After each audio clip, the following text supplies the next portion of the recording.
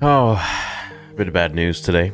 Unfortunate news, but also good news in a way as well. What? Star Wars Mark Hamill, Luke Skywalker, addresses whether he will appear as Luke Skywalker again. Star Wars fans will likely never see Mark Hamill in Luke Skywalker's robes ever again. What? During 2017's The Last Jedi, a shabbier version of the iconic hero took center stage before seemingly dying, with the mechanical hand, mind you.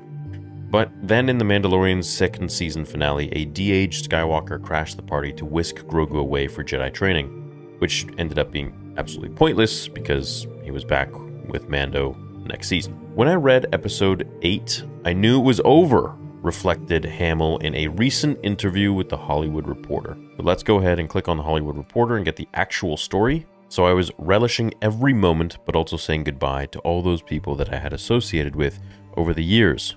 So I still miss them. But unexpectedly, Hamill ended up saying hello to young Luke again in 2020 and 2022, courtesy of Jon Favreau and Dave Filoni's Disney Plus series The Mandalorian and the Book of Boba Fett, which, mind you, the de-aging that they did, like the deepfake they did in the Book of Boba Fett, was light years ahead of what it was in the Mando Season 2. And I think they just were able to perfect it better. Also, they hired that YouTuber, Shamook, who does a fantastic, amazing job of deep-faking characters. He did a really good Harrison Ford for the Solo movie.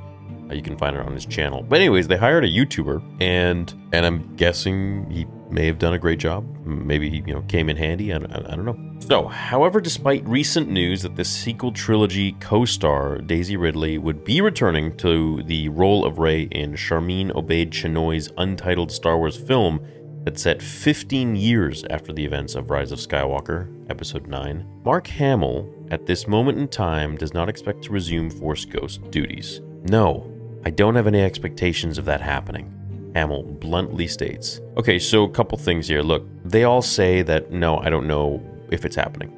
Natalie Portman says this about Padme returning. Ewan McGregor said this about the Obi-Wan Kenobi first trilogy and then show for 3 years, just about, when he knew about it, and he never ever spoke about it again, said it's not happening, there's no such thing. So even if he was showing up, there is no chance on Earth, or anywhere in the galaxy, that he would go against a Disney contract or NDA or anything like that, where he's announcing the fact that, yeah, Luke is returning in the next film. Like, no, they don't want to give that away. So there's that, but also there's the fact that, look, he says, I don't have any expectations of that happening. It may not actually happen. And the reason for that is because Kathleen Kennedy herself has actually come out and said, we don't really know if we're going to do Force Ghosts or flashbacks. We're not really interested in that in the Rey movie. As we see here, when we go right back to the other article, which continues on, it says this comes after Lucasfilm president Kathleen Kennedy. So after Kathleen Kennedy told IGN that Skywalker's future remains uncertain on the big screen. I don't know if we'll spend a lot of time in flashbacks or on Force Ghosts or things like that,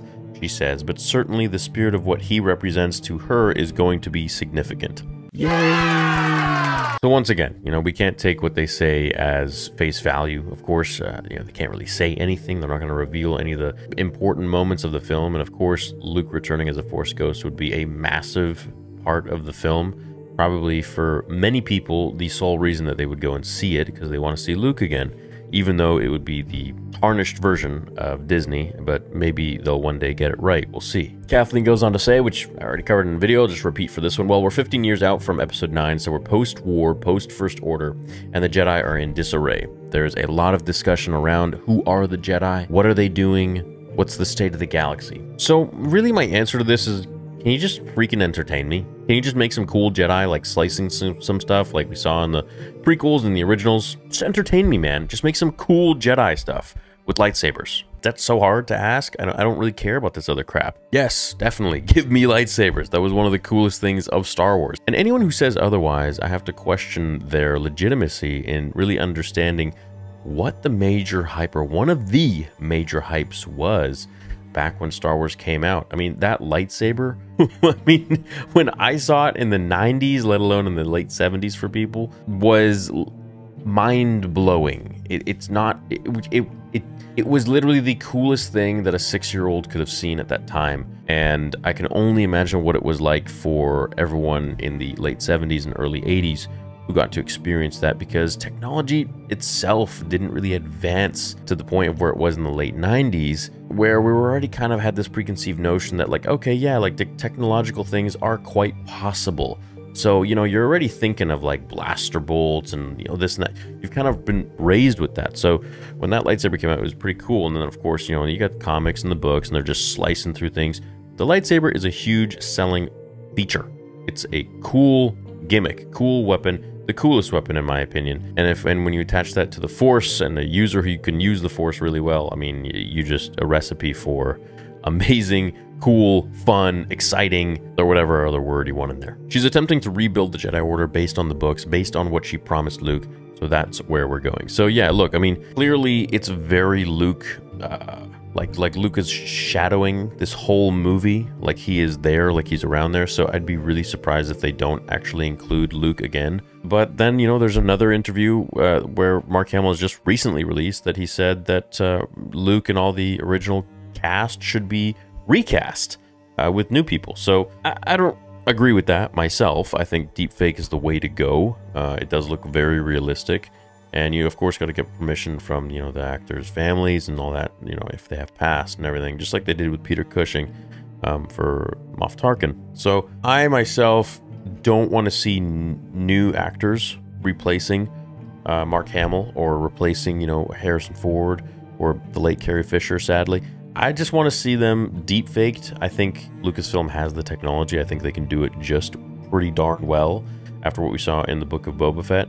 And as time goes on, the technology just gets better and better. So I'm thinking that now that, you know, Mark Hamill is kind of done with the character, very sadly, I think the only way forwards from here for them to play with the character of Luke Skywalker is to have some sort of a deepfake or whatnot. So I guess we'll see. You know, it's very unfortunate that that was Mark Hamill's last performance was in this just trash sequel trilogy, which really abandoned his trajectory and character arc that George had created, and the beautiful lore that we had from the EU that just was discarded and disgustingly not used, or not even respected, I would say. But hey, look, I mean, it's not like it's the end of the world.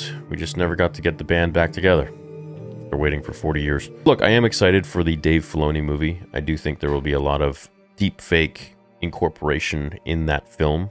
I definitely think we'll see Luke quite a bit. And I'm still waiting to see Harrison and Carrie Fisher, you know, all in one shot. I think they can make that happen. I think it would be really heartwarming to see them all together again. I think a lot of us would really enjoy that. But anyways, it's sad to see that they don't want to incorporate Luke anymore, but also, going back to the very beginning of this video, it is a good thing that they don't want to incorporate Luke, because every time they do, for the most part, unless it's Dave Filoni and Jon Favreau, they absolutely annihilate his character, they castrate him, and they just make him look like a Jake Skywalker, to put it very politely and nicely. So they make him look like a bitch. Let's just be real. Well, hope you guys enjoyed today's video. Let me know what you think about Mark Hamill pretty much saying that, yeah, he's done playing Luke. But I guess we've heard that before, so we'll really see what happens going forwards. And remember, it doesn't mean Luke Skywalker is done. It just means Mark Hamill might be done playing Luke, which would suck. But it is what it is. That's life, and we must move on, but never forget. Thanks for watching today's video. Leave a like if you support the channel, and I'll catch you guys in the next one. Until then, remember, the Force will be with you wherever you are in the galaxy, always.